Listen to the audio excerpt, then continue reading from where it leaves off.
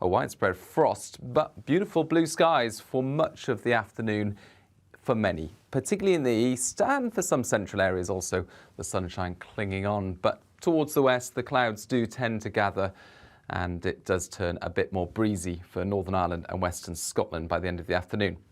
A cold feel to the day, but pleasant enough in any sunshine, 8 or 9 Celsius fairly widely. And then into the evening, you can see the start of that unsettled weather pushing into Northern Ireland, Northern and Western Scotland. Snow initially over the higher ground of Scotland and Northern England before it turns to rain more widely. Scotland, Northern Ireland seeing showers replace the rain by the end of the night, but the rain turning up by then into northwest England, West Wales as well. Now with the cloud and the rain arriving, it's a generally frost-free night. A touch of frost possible in the east before the rain arrives, and then it turns milder as we go into the morning. And it's a bright start for East Anglia, for parts of the Midlands and the South East. Breezy here, but elsewhere outbreaks of rain. Showery for Scotland and Northern Ireland, but for Northern and Western England, much of Wales, the rain heavy and persistent at times. Nevertheless, a slightly milder day. You won't feel it though with that wind blowing, particularly around Irish Sea coast where we'll see gales in exposed locations, and that wet weather just slowly sinks south during Saturday evening, easing for a time, but more rain to come on Sunday widely across England, Wales, central and southern Scotland as well as Northern Ireland. Turns milder, but it will be windy.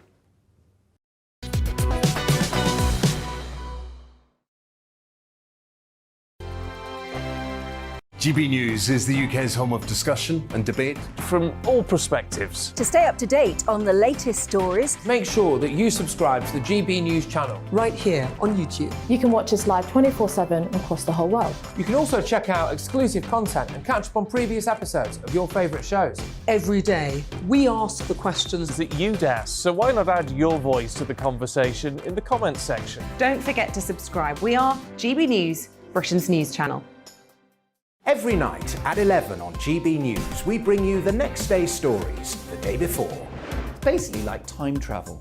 If it's a big story, we'll cover it, guaranteed. But we'll also have some fun along the way. Big opinions, big laughs. Sometimes big hair. This is Headliners, the paper review show that won't send you to sleep like the others will. 11 p.m, 7 nights a week. Join us.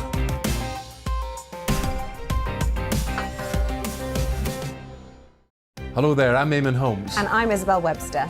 And we hope you can join us for Breakfast with Eamon. And Isabel. You make me laugh out loud, belly laugh. Is that important first thing in the morning? Yeah, absolutely. And there's me trying to be deadly serious. News is a serious business. Yeah, I have to rein you in sometimes. Well, it doesn't stop us laughing at it. It doesn't stop us having an opinion on what's going on. Yeah. And it certainly will not stop us reflecting what you think. Weekdays from 6 to 9:30 on GB News. I'm Dan Wootton. Join me Monday to Thursday from 9 to 11 for the feistiest and most fun news debate on TV, where free speech reigns. I'll bring you a sharp take on the day's biggest stories, bombshell newsmaker interviews, and A-list guests. And I guarantee you, no spin, no bias, no censorship, and no reason to go to bed. That's Dan Wootton tonight, Monday to Thursdays from 9 on GB News.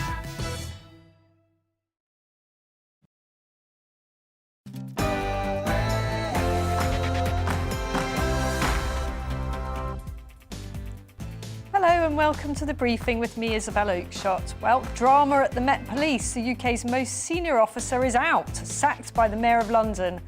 We'll speak to a leading police and crime commissioner. Also, the Defence Secretary heads to Russia as temperatures rise over Ukraine. We'll hear the view from Washington. And NHS backlogs and waits for operations for 2 years or more. I've been speaking to the head of the Royal College of GPs, who didn't mince his words on the Health Secretary, Sajid Javid. All that coming up, but first the news with Rhiannon Jones.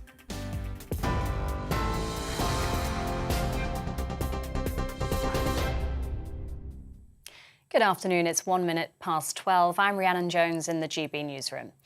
The London Mayor's been accused of leaving a void at the top of the Metropolitan Police after Dame Cressida Dick resigned yesterday. The Met Police Commissioner was photographed in plain clothes at Scotland Yard today after admitting she'd lost the confidence of Sadiq Khan. The head of the London Assembly's Police and Crime Committee, Susan Hall, says her exit has been extremely badly handled by the mayor. But former Scotland Yard detective Peter Blexley told GB News Dame Cressida's position has become untenable. There's lessons to be learnt here by the next incoming commissioner, because of course Cressida Dick's refusal to investigate the Downing Street allegations in the first instance made her look like a political pawn. Whether she was or not is irrelevant. That was the perception that so many people had. Policing and politics needs to be kept apart as much as it possibly can, because when police do politics, they get it wrong. The Defence Secretary is meeting his Russian counterpart in Moscow today.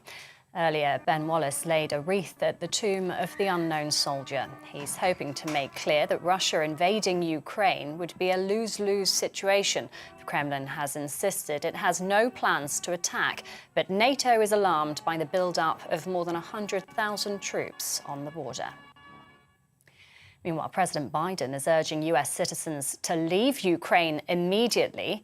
The president's confirmed he won't send troops to rescue Americans if Russia invades. Mr. Biden's warned things could go crazy quickly in the region.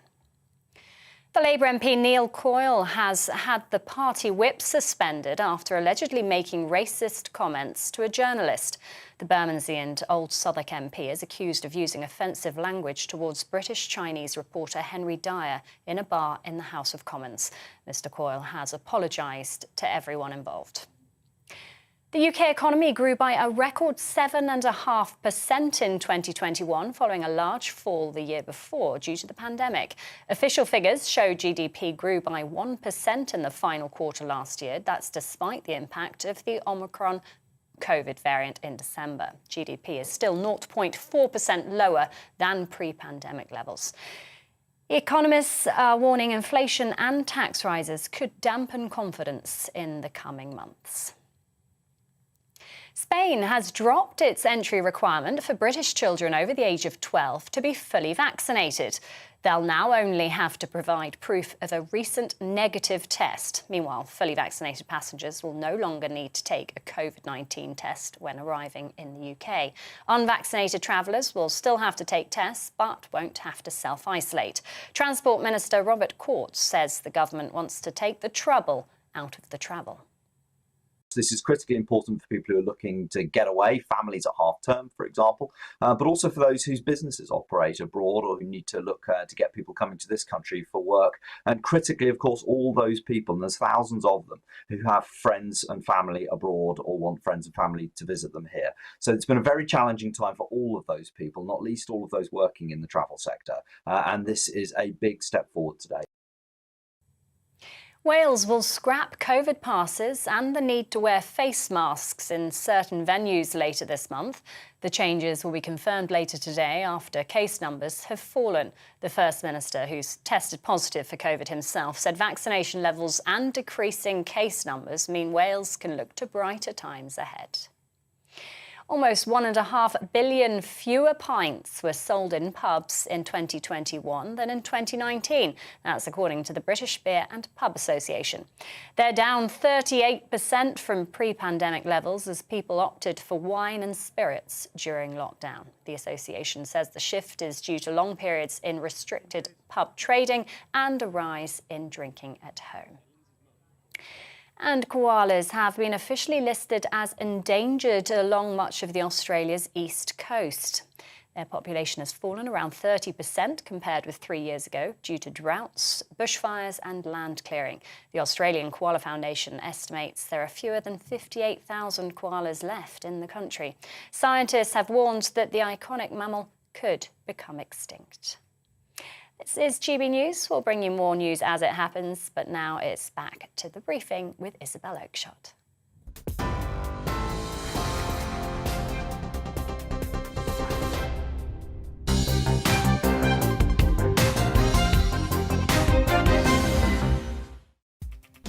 Hello and welcome. Coming up this hour on the briefing, Cressida Dick is gone, the much criticised police chief sacked by the Mayor of London without the Home Secretary knowing. We'll talk to a police and crime commissioner and also hear about the terrible backlogs in the justice system. The crisis in Ukraine after Liz Truss's frosty trip to Moscow yesterday. It's the turn of Defence Secretary Ben Wallace to square up to the Kremlin. We'll hear the view in Washington. And waits of 2 years or more for an operation, and no sign of that improving anytime soon. I've been speaking to the head of the Royal College of GPs. That's all coming up. Let us know what you think by emailing gbviews@gbnews.uk or tweet me at gbnews.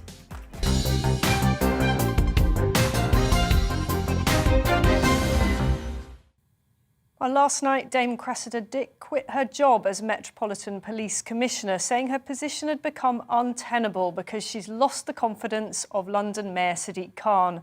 Follows months of pressure over multiple issues. The murder of Sarah Everard by a serving police officer. People may also remember the way that the police controversially broke up an outdoor vigil for the victim because of coronavirus restrictions. There was also pressure over her handling of allegations of lockdown breaking in Downing Street and pressure over revelations of shocking behaviour on the part of some police officers at the Charing Cross branch of the Met. An investigation published earlier this month revealed disgraceful comments by some PCs, with officers joking about rape, killing black children and beating their wives. Home Secretary Priti Patel said she was appalled and sickened, while the Mayor of London said at the time that he was utterly disgusted and made clear that the Commissioner was on notice. Our Home and Security Editor, Mark White, is at the Home Office. Hello, Mark. What is the latest on Dame Cressida Dick's resignation and where do we go from here? Afternoon, Isabel. Well, yes, indeed, the Home Secretary Priti Patel has now begun the task of trying to find a replacement for Cressida Dick some 2 years earlier than she thought she would have to be doing that, having recently just agreed an extension to Cressida Dick's contract by 2 years. Now, of course, she had been under some significant pressure in recent months. You mentioned the murder of Sarah Everard by one of her own officers. Also, of course, there was the appalling incident where the sisters, Biba Henry and Nicole Smallman, who were murdered in a park in Wembley in North London. Two officers who were supposed to be guarding the scene took selfies next to their bodies and were subsequently prosecuted for that. Then, of course, you mentioned again the Charing Cross incident, and of course there is Partygate as well, although you can perhaps understand why, given the political storm around Partygate. The last thing she wanted was for her force to be embroiled in that investigation. It was, though, an unsustainable position, and her force is now involved in that investigation, although they are making very good progress. Those questionnaires heading out to 50 people today with a view to finding out what exactly they were doing, their accounts of what they were doing during Partygate. So yes, no end of controversy, but that's not unusual for this most political of postings. I've never known in all the years I've been Home Affairs correspondent a Met Commissioner who hasn't been mired in controversy quite a lot of the time during their post. It is just by its very nature, a very controversial post. Mayor Sadiq Khan, he has now, having said he has no confidence in Cressida Dick, he has forced her resignation and will oversee with the Home Secretary a new appointment. But of course, that leaves him somewhat exposed as well. When the new Commissioner takes over, and inevitably the controversies follow, because they always do, then the London Mayor himself may find himself a little exposed. Thank you very much, Mark White, for the latest there from outside the Home Office. Well, joining me to talk about Dame Cressida's resignation and about the state of policing more generally is David Lloyd, who is the Police and Crime Commissioner for Hertfordshire. He's been doing that job for a very long time, since 2012, and he's also the Association of Police and Crime Commissioners lead for criminal justice. Welcome. Thank you for joining us today. Is the departure of Dame Cressida Dick just a London story, do you think? No, it's far, far bigger than that, and I'm really sad today. I mean, I think that Cress is a standout leader. She's a brilliant police leader, and I'm really sad that she's been forced out. I think it's completely the wrong decision. That is quite an unusual thing to be saying at the moment, but I do pick up that she has a lot of support among officers. Yeah. And why is that? Because I think for those outside the police force, you know, as our Home Affairs correspondent there was saying, she has been an incredibly controversial figure. Why is it that she still has such popularity within the force? She's just a brilliant leader. She gets it. She's calm. She really is the person who should be taking the Met forward in terms of the great problems that the Met has. And that's why I think it's a mistake to force her out. You know, we've got someone who probably is the finest commissioner that has been in the Metropolitan Police Force, certainly in a generation. And to push her out really as a political whim just strikes me as the wrong way of doing it. I mean, I think I probably have to challenge that. I think it's rather more than a political whim. You know, there have been, I listed them there in our introduction, controversy after controversy. I will never forget the way the officers broke up that vigil for Sarah Everard. That seemed to me extraordinarily heavy-handed. There's the issue of Partygate. Why do you say that she's been forced out on a whim? I think that the politics of it, if it's felt that the Met isn't working properly, that's a strategic problem. And strategy sits with the politician, not with the lead officer. The lead officer is about making sure that the force works. And I can't think of anyone in policing who would have been better to ensure that all of those problems we've got actually are brought back again. And, you know, I think it's a real mistake. But she's been in that job for many years. She's had senior roles at the Met for many years, and yet there are still very, very disturbing problems in terms of the culture of the Met that we saw with that report into Charing Cross. I mean, ultimately, somebody has to carry the can for that, don't they? Oh, indeed. I certainly think that the can should be carried. In Hertfordshire, if we'd had those problems, I suspect people would be looking at me to go as the Police and Crime Commissioner, not the Chief Constable. And I think that the problem we've got here is that the Commissioner is being pushed out, and it's the wrong person to go. Well, she is going, so we are where we are. What kind of person do you think should replace her? I mean, there have been calls from some senior political figures that it should be somebody from outside the Met. Is that realistic? Many fine commissioners have come from outside the Met, but you do need someone who understands the issues within the Met to understand the leadership. That's another reason why it's such a problem she's gone, because frankly, it's going to take some while to get someone else in place, and then they've got to understand the culture. And this isn't something which can just be changed overnight. And so, you know, but I think that they will look there. I mean, if you look at the assistant commissioners there are some very, very good assistant commissioners who are the same as a chief constable elsewhere in the land, and I'm sure they'll look there. But there are 2 or 3 also across the country who could be up for it, and indeed people who perhaps have recently retired who might be up for it as well. Turning to your own job as a Police and Crime Commissioner in Hertfordshire, you've been working very hard on this issue of the backlog of cases. Now, there was a backlog before the pandemic, wasn't there? Yeah. But that has now, like everything else, got a lot worse. It has, both in Hertfordshire and nationally. Nationally, there were about 30,000 cases outstanding at Crown Courts before the COVID pandemic. Since then, that's risen to about 50,000.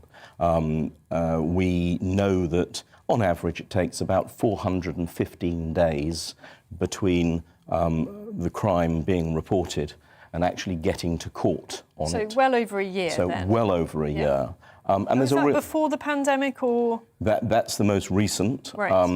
But the problem with it is, how do you make sure that people still want to report a crime? How do you make sure that people get justice swiftly? You know, they say that justice which isn't swift is justice denied, and I think that's quite right. And do you sense that the victims of crime are kind of somewhat giving up on the process? Very much, especially those who perhaps have been assaulted with the most intimate of crimes.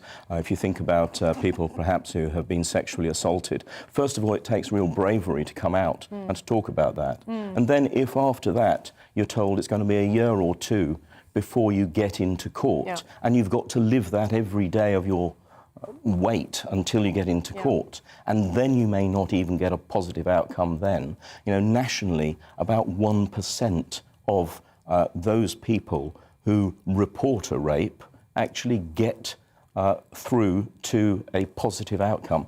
That's just not good enough, and we've got to work hard to make sure that we get far better outcomes than that. And is there any reason for any kind of optimism that we will be able to get on top of this backlog? Well, there is. I'm always optimistic. I think we've got to do two things, and we're doing them. First of all, we've got to make sure that we put the support in place for victims, so that they are supported throughout the wait, just to make sure that they don't leave. The government has put funding into the courts so that there can be more space in courts so we can get more people through. I think we've got to try and push even harder so that courts are open even longer so that we can get through it. But long term, of course, what we've got to do is to drive down crime. Yes. Because if we manage to drive down crime, then you'll have fewer people needing to go through the court. Very briefly, there's quite a tricky thing for voters here, knowing quite how far crime has been driven down, because the government has been somewhat duplicitous about the figures, haven't they? I don't think duplicitous is fair, but certainly there are changes very often. Economic with... Well, there are always changes to how crime is reported. Different crimes come on board and they're reported in different ways. What we've got to do, though, as I say, is to drive down crime, and that's through preventing it. So, you know, in Hertfordshire, we've got a prevention first policy, and we've also got a policy of what we might call hotspot policing, where you put police where crime is likely to occur. That's a way to drive it down, and having driven it down, we'll have fewer victims. Everyone's a winner. Sounds like a good common sense plan to me. Exactly that. David Lloyd, thank you very much, Police and Crime Commissioner for Hertfordshire. Now, coming up, the crisis in Ukraine. Defence Secretary Ben Wallace is heading out to Moscow for talks. We'll get the view from Washington. That's after the break.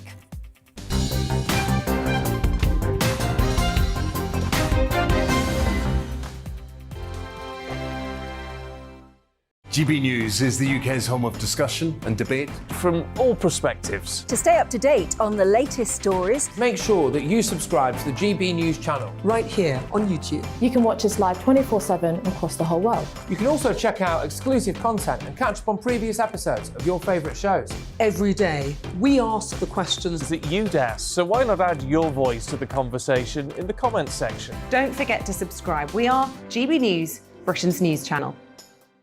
Every night at 11 on GB News, we bring you the next day's stories the day before. It's basically like time travel. If it's a big story, we'll cover it, guaranteed. But we'll also have some fun along the way. Big opinions, big laughs. Sometimes big hair. This is Headliners, the paper review show that won't send you to sleep like the others will. 11 p.m, 7 nights a week. Join us.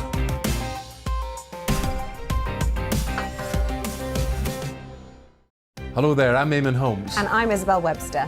And we hope you can join us for Breakfast with Eamon and Isabel. You make me laugh out loud, belly laugh. Is that important first thing in the morning? Yeah, absolutely. And there's me trying to be deadly serious.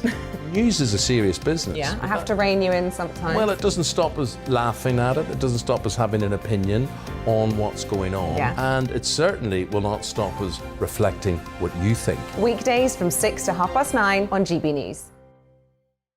I'm Dan Wootton. Join me Monday to Thursday from 9 to 11 for the feistiest and most fun news debate on TV, where free speech reigns. I'll bring you a sharp take on the day's biggest stories, bombshell newsmaker interviews, and A-list guests. And I guarantee you, no spin, no bias, no censorship, and no reason to go to bed. That's Dan Wootton Tonight, Monday to Thursdays from 9 on GB News.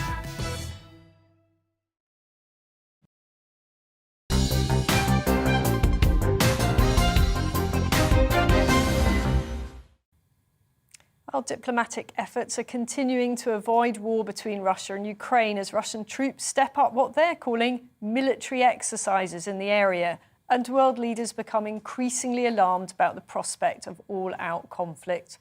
Last night, US President Joe Biden called on any Americans in Ukraine to get out of the country, saying he would not send troops to rescue them if the Russians invade. The UK has a number of troops in Ukraine in a training capacity and has been sending mostly non-lethal weapons to support the Ukrainians.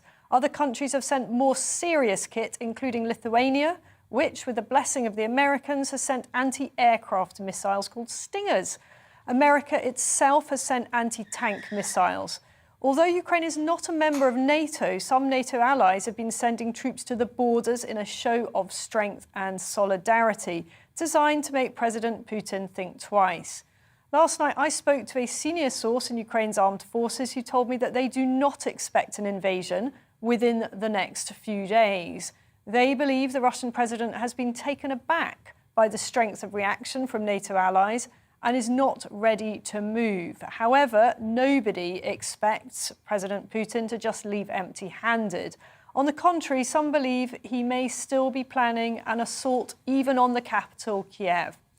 Well, joining me now to discuss the latest situation is foreign policy expert Niall Gardner of America's Heritage Foundation. Niall is also a former advisor to Margaret Thatcher.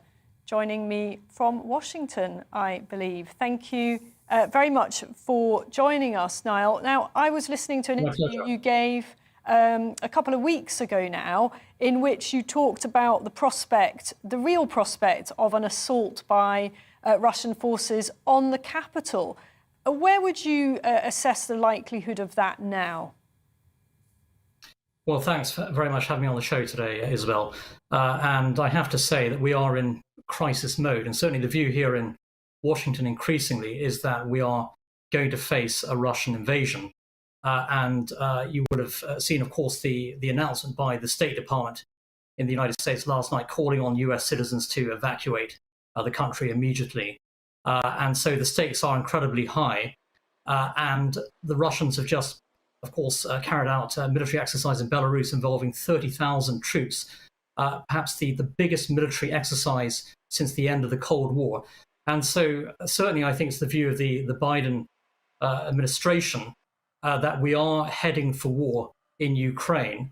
And in terms of the scale of the Russian buildup, there are over 130,000 troops already mobilized on multiple fronts. That figure could well rise to about 175,000 troops. And certainly strategists here in Washington expect any Russian invasion to be a very large-scale one that could also reach the capital city of Kyiv. And Kyiv is only 140 miles away from Belarus, where there are 30,000 Russian troops. And so, without a doubt here, I mean, the Russians are not bluffing, they're not playing games. Putin, in my view, is a monstrously evil dictator. He doesn't care about the potential loss of human life in Ukraine. We could see tens of thousands of people killed here during a Russian invasion. And the Ukrainians, I believe, will fight. They will fight for their freedom, for their sovereignty. And they are prepared, many of them, to die facing the Russian forces. So we could well see, the biggest war in Europe for many, many decades, potentially since the end of World War II here. So certainly in the United States, the US administration is preparing for a full conflict scenario. And the Russians currently control, I think, around 5% of Ukraine, don't they, with the Crimea and areas of the Donbass region. How much do you think President Putin will settle for? I mean, of course, he would like all of it, but what might be a compromise? Well, that's a very good question, and certainly I think that Putin will be aiming to take a large chunk of the country and occupy it, especially in the east. I think one of Putin's goals will be to occupy a sufficiently large part of the country and then enter into sort of peace talks with the West. And of course, the French and the Germans no doubt will be queuing up to do some kind of deal with the Russians. And we saw Emmanuel Macron, of course, heading over to Moscow just a few days ago, basically groveling before Putin. And much of Europe, unfortunately, is in full appeasement mode.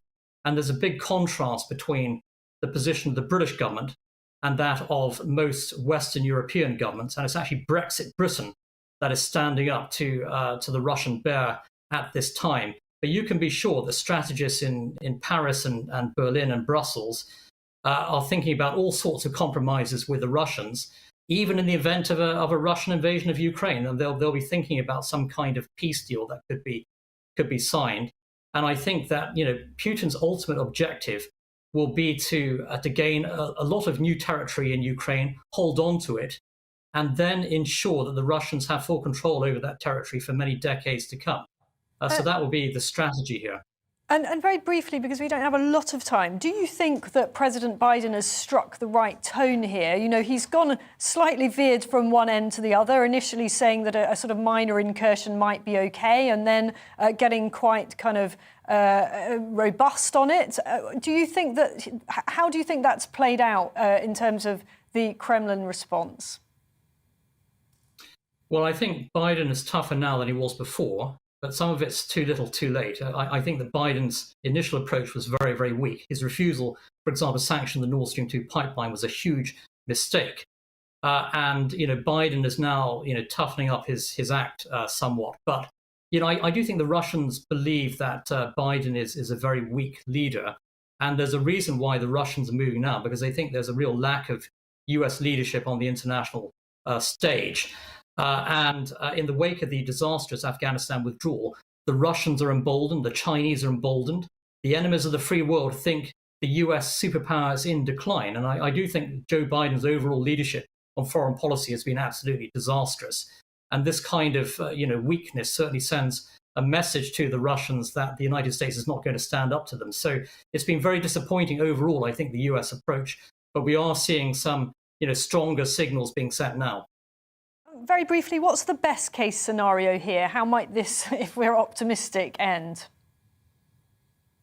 Well, the best case scenario, of course, is if the Russians pull back. But, we cannot make any concessions to the Russians here. You can't really negotiate with a figure like Vladimir Putin. I mean, he is a brute and a tyrant and a bully. And the same goes to Sergei Lavrov, his foreign secretary, who we saw in action yesterday talking to Liz Truss. And so, you can't trust the Russians, frankly.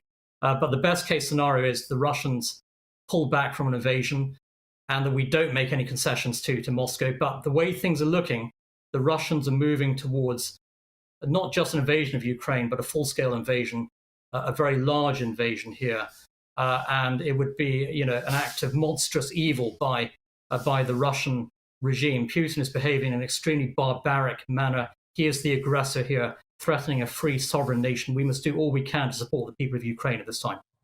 Thank you, Niall Gardner from the Heritage Foundation in Washington on the latest in Ukraine. Coming up, waits of 2 years or even more for operations on the NHS. We'll get reaction from the chair of the Royal College of GPs to the Health Secretary's ambition to reduce those waits. But first, it's your news with Rhiannon.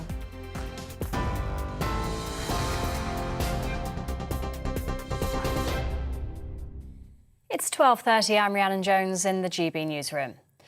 The Home Secretary says the next Met Police Commissioner faces stark challenges as she begins the process of choosing Dame Cressida Dick's replacement. Priti Patel says the force's culture and the behaviour of officers needs an overhaul by the new leader. Dame Cressida announced her departure yesterday after losing the confidence of the London mayor in the wake of a series of scandals. The Defence Secretary is in Moscow meeting his Russian counterpart today. Ben Wallace laid a wreath at the tomb of the unknown soldier earlier. He's hoping to make clear that Russia invading Ukraine would be a lose-lose situation. Meanwhile, President Biden is urging US citizens to leave Ukraine immediately. The president's confirmed he won't send troops to rescue Americans if Russia invades. Mr. Biden's warning things could go crazy quickly in the region. Labour MP Neil Coyle has had the party whip suspended after he allegedly made racist comments to a journalist. The Bermondsey and Old Southwark MP is accused of using offensive language towards British Chinese reporter Henry Dyer in a bar in the House of Commons. Mr. Coyle has apologised to everyone involved. Spain has dropped its entry requirement for British children over the age of 12 to be fully vaccinated. They'll now only have to provide proof of a recent negative COVID test. Meanwhile, fully vaccinated passengers will no longer need to take a test when arriving back in the UK. TV online and DAB Plus radio, this is GB News. It's back to the briefing with Isabel Oakeshott in just a moment.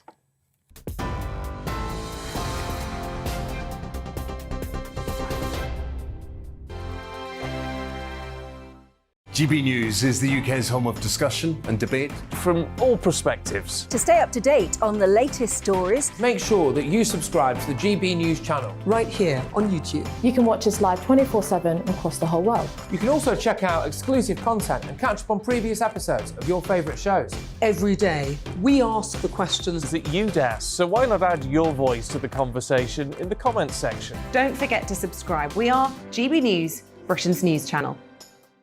Every night at 11 on GB News, we bring you the next day's stories the day before. It's basically like time travel. If it's a big story, we'll cover it, guaranteed. But we'll also have some fun along the way. Big opinions, big laughs.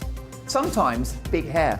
This is Headliners, the paper review show that won't send you to sleep like the others will. 11 p.m, 7 nights a week. Join us.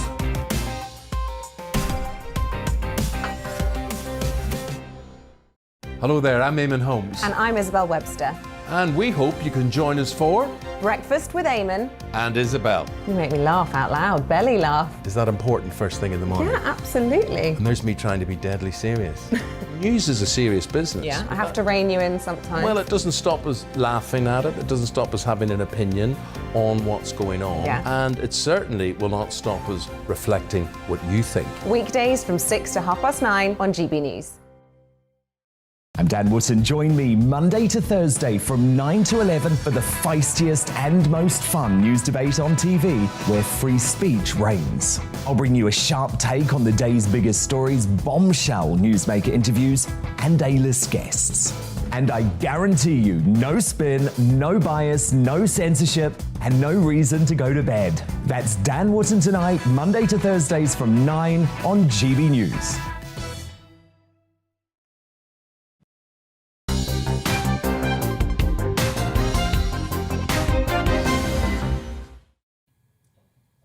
Now, how would you feel about waiting a whole year, a year and a half, 2 years, or even longer for a hospital operation, or even just an appointment for an assessment by a specialist? Well, that is the situation that at least 300,000 patients are in as the NHS struggles to get through an enormous backlog of people needing treatment as we come out of the pandemic. Now, before coronavirus, only 1,600 people had been waiting more than a year for surgery. Now, I don't think anyone should have to wait that long, but that is a fraction of the figure now, and the numbers are only going to rise. These are real people truly suffering with conditions that are getting worse by the day. I asked patients to get in touch with their stories, and what I've heard has been truly shocking.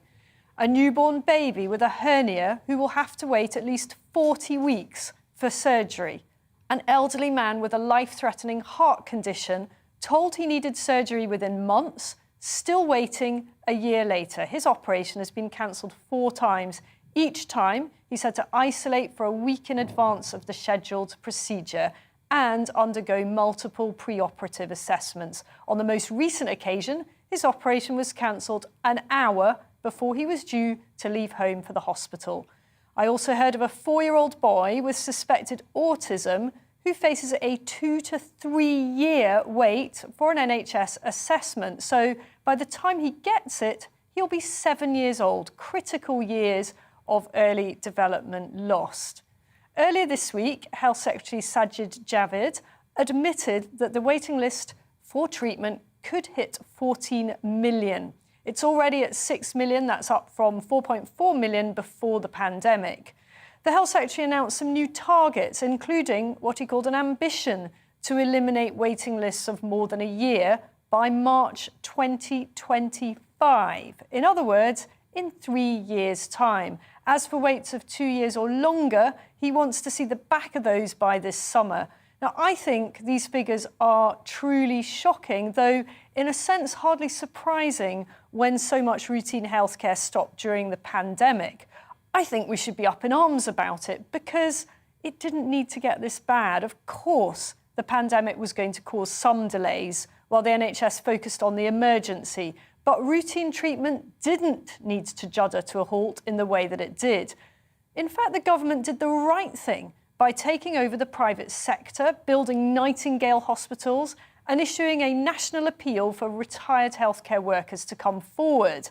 Problem was, it then didn't use all of this extra capacity. So the Nightingale hospitals and the private healthcare facilities, for which we paid billions, by the way, just lay vacant. And many of the retired healthcare professionals who generously volunteered to help were not actually called forward.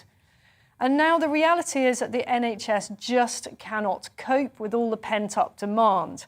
And with the best will in the world, right now, it cannot provide the quality of care that all patients deserve within a reasonable time frame.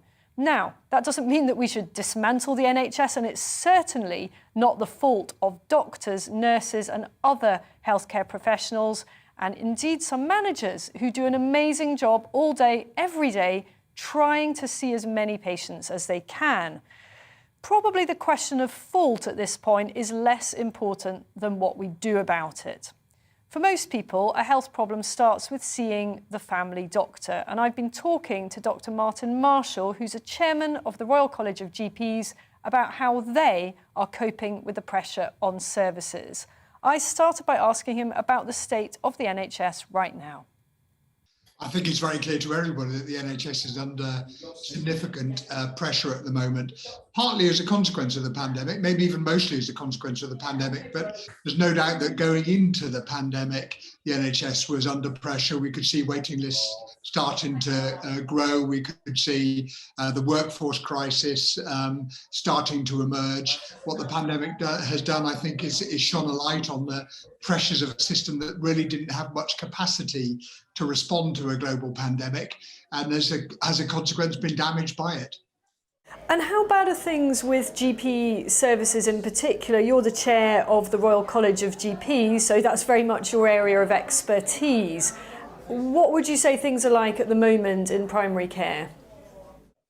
Yeah, general practice is under massive pressure, and I have to say it's a little frustrating that so much of the attention of politicians and policymakers tends to be on hospitals and hospital waiting lists and hospital pressures. General practice is the front door of the NHS. It's where 90% of the contacts that take place for patients with the NHS take place. And only about 10% of the contacts that we make in general practice where we're looking after patients actually are then referred on to specialist services. So from most people's point of view, general practice is the NHS, and it has been under massive pressure. This is a growing pressure over probably the last 10 or maybe even 20 years. We've seen an increase in the number of consultations, partly as a consequence of increased need, partly increased demand, a larger population, a more diverse population, but also increased complexity of consultations, which is more difficult to measure. So in general practice, the average consultation is just under 10 minutes, which is too short, second shortest in Europe. How much would you like it to be? We're seeing three different problems. How long do you think a consultation should be in an ideal world? Well, I don't think you can have a standard consultation length, because there are some issues that we deal with in general practice, like, for example, a quick blood pressure check in somebody who's stable, where 5 minutes would be fine. But there are quite a few problems that we deal with which are really complex, and in order to get on top of them, you'd need a 15 or 20-minute consultations. 20 minutes is the norm in Sweden. It ought to be the norm in the UK, but we've been stuck with this 10-minute limit for a long period of time. And when you say it's a 10-minute limit, I mean, you are, of course, free to go over that limit, but what happens if you do? Yeah, well, of course we are, and very often we do. We try not to terminate a consultation because we've run out of time, but the consequence are that the other people on our lists will be waiting for longer. So the numbers of consultations that we're seeing is going up dramatically. When I started as a GP 30 years ago, on a busy day, I'd see probably 20 patients. Now on a busy day, I might see 60 patients. And when each consultation overruns by 5 or 10 minutes, that means the day becomes a 12, 14-hour day, which isn't tenable in the long term. And a lot of GP practices are closing, and younger GPs are seemingly less and less keen to become partners. At what point does this become an existential crisis for GP services?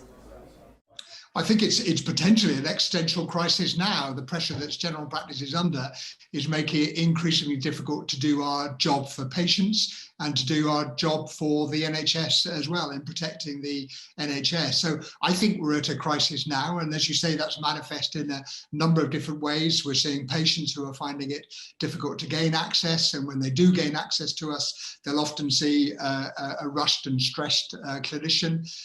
We're seeing work that should be done in primary care, sometimes not being able to be done at all or being transferred into emergency departments. So we're seeing the crisis right now, and that crisis is going to continue to get worse until there is action taken by government. And do you think you're paid enough? I'm not sure pay is the issue here, actually. I don't hear of any GPs talking about being inadequately paid. And I think most people would recognise that the pay and the benefits that we get as GPs are really pretty good in comparison with many other similar professional groups. The issue is our ability to do our job. That's what's stressing people. We're trained to do a good job. We want to provide a personalised service and an effective and safe service for patients. And we're finding it increasingly difficult to do that. That's what is really upsetting GPs and upsetting patients as well. And now the pandemic is effectively over, as far as the politicians are concerned anyway. With hindsight, do you think it was a mistake to have such a wholesale transition to online and telephone consultations during such a long period? Well, I think it wasn't a mistake because it had to be done at the height of the first wave of the pandemic. The instructions were very clear from the department that what we had to avoid in general practice was us becoming a focus of transmission of infection. And certainly in my practice in East London, the risks of having a young fit person transmitting COVID sitting next to a vulnerable older person were really very real. So I think we had to change the model of care. We changed it very dramatically and very quickly. Essentially in a matter of weeks, we went from 85% of consultations being face-to-face, which is the stable pre-pandemic level, to only 10%. We're now back, 2 years later, we're back to about 65%. And I suspect that in the long term, that kind of figure will probably be where we'll end up as well. It'll go up and down, it'll be different to different practices, but we've discovered from the pandemic that there's more that we can do remotely in a convenient way for patients than we thought. We've also discovered how important face-to-face consultations are. So achieving that balance has been really difficult. It's been unfortunate that general practice has been caught in something of a political storm around this. I think we're finding our way. I think the ultimate process has to be a shared decision between the patient and the clinician as to what mode of consultation is best. Do you think that GPs, your members, were unfairly vilified over the amount of working from home and these online consultations? Yes, I do. I think it was very unfortunate that GPs came in for so many criticisms.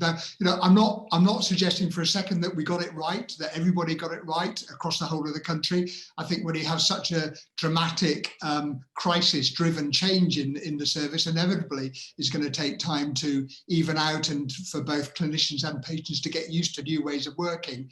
But at the height of the crisis, it was really difficult when GPs were criticised for doing what we were essentially instructed to do by government and what we felt we had to do as clinical professionals in protecting our patients. It was really difficult, and that added to that sense of kind of crisis and burden that GPs are feeling at the moment.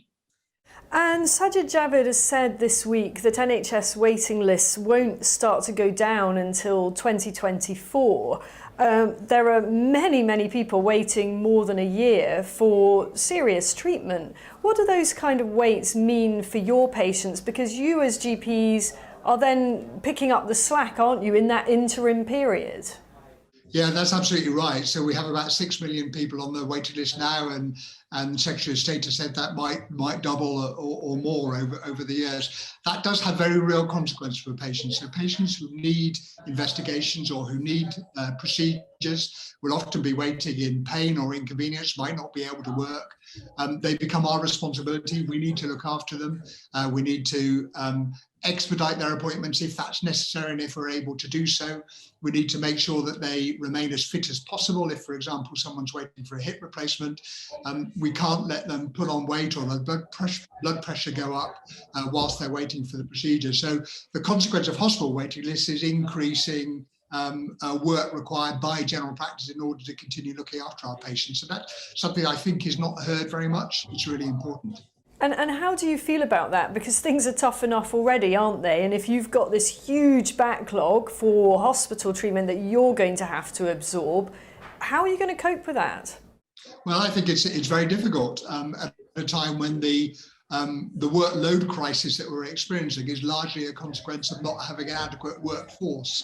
We've seen the need and the demand for care go up, and we have not seen the workforce increase at the same kind of rate.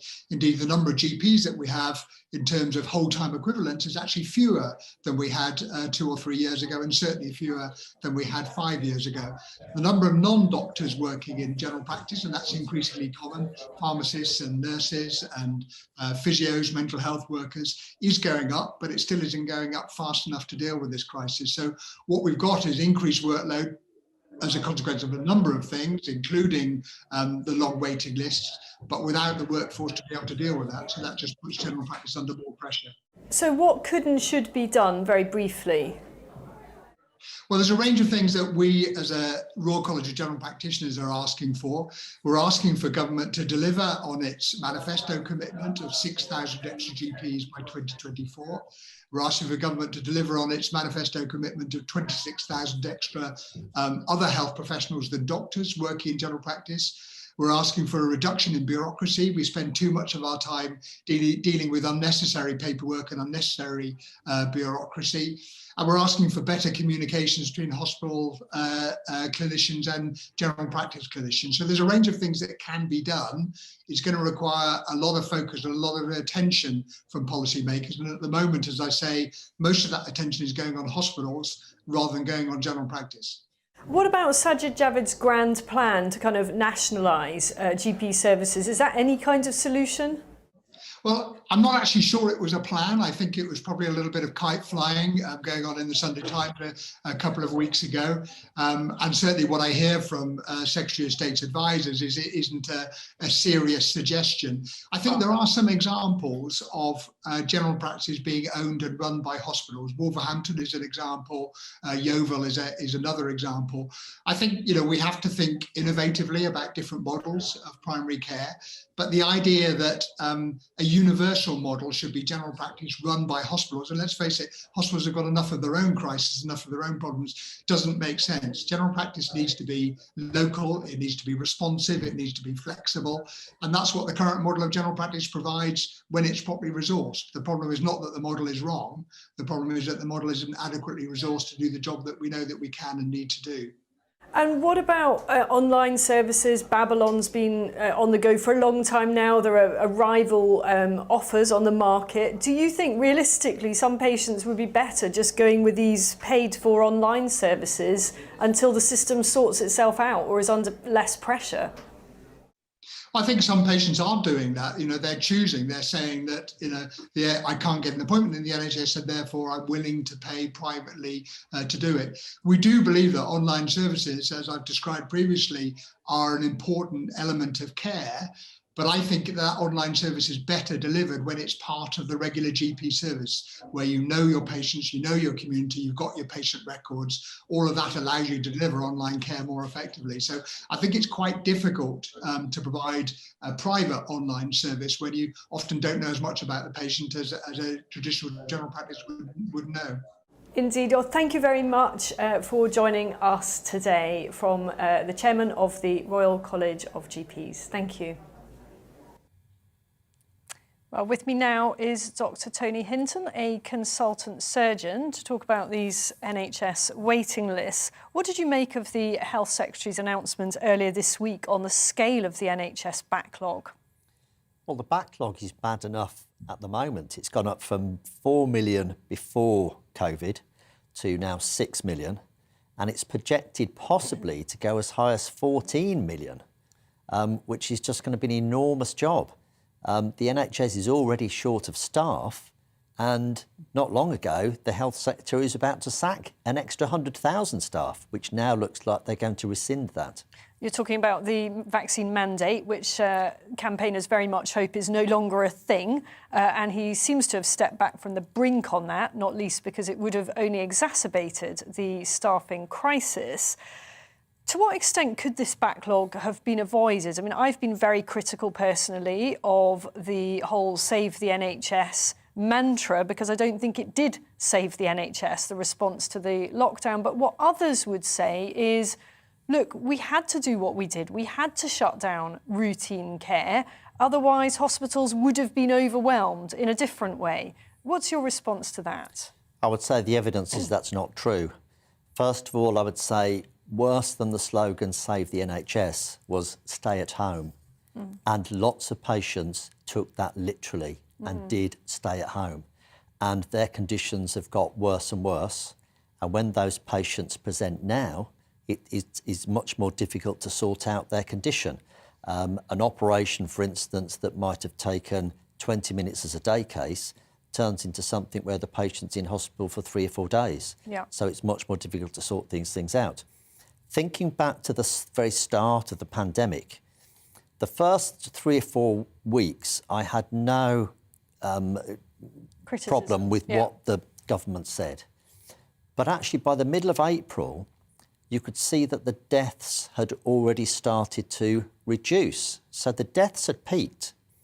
If you then follow back to when those patients must have been infected, that was the middle of March or before, so before the lockdowns. Now, because things had already been mentioned about COVID and there were things on the news and articles about China and stuff, people had already started to change their habits a little bit, were starting to work from home a bit, perhaps go out a little bit less. And it could have all been done voluntary. There are countries that did that, like Sweden, that have much better position for their health service than we have. I don't want to get too much into whether we should have locked down or shouldn't, because that's a whole other conversation. But I am interested in that call-up that went out for retired NHS or healthcare professionals. I tried to find out this morning how many were actually taken on. We know there was a great response to that appeal at the beginning of the pandemic for extra healthcare workers. I couldn't find any figures. I must say it wasn't an exhaustive check. Were you called up? Did you respond? I retired from the NHS about 3 years ago, and I just work now part-time in independent practice. And I was one of the volunteers. I was not contacted. Well, there you go. Everyone else I know who volunteered was not contacted. There you go.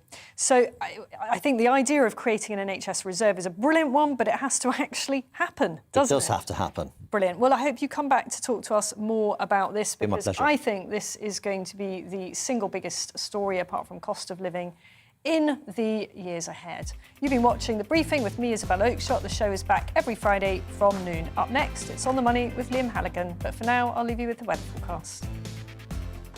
Hello, I'm Aidan McGivern from the Met Office. It's a fine Friday for most of us. Sunny spells, particularly in the east, turning cloudy in the west, with rain for some later. Well, that's the first of some fairly unsettled weather arriving for the weekend. You can see it stretching out there in the Atlantic, but ahead of all of that, a ridge of high pressure. That's led to a cold start to the day in many places.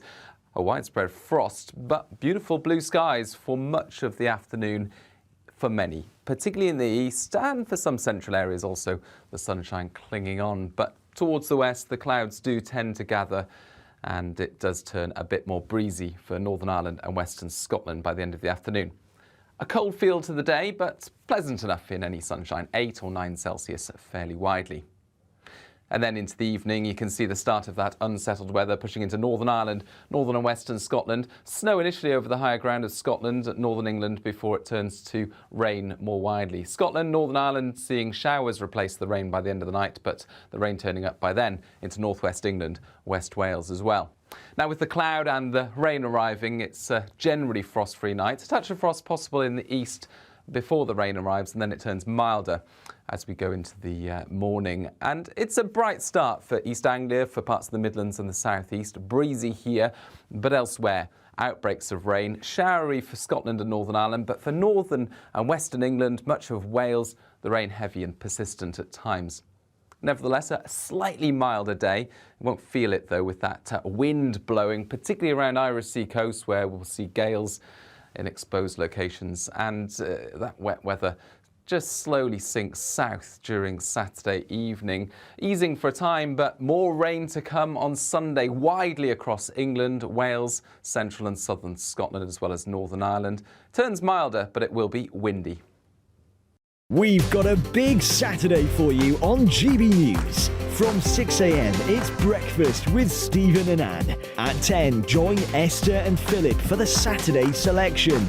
Alistair, Darren and Nana take you through the day. And don't miss Neil Oliver Live at 7 p.m. At 9, it's Mark Dolan Tonight, followed by Headliners. That's Saturday on GB News.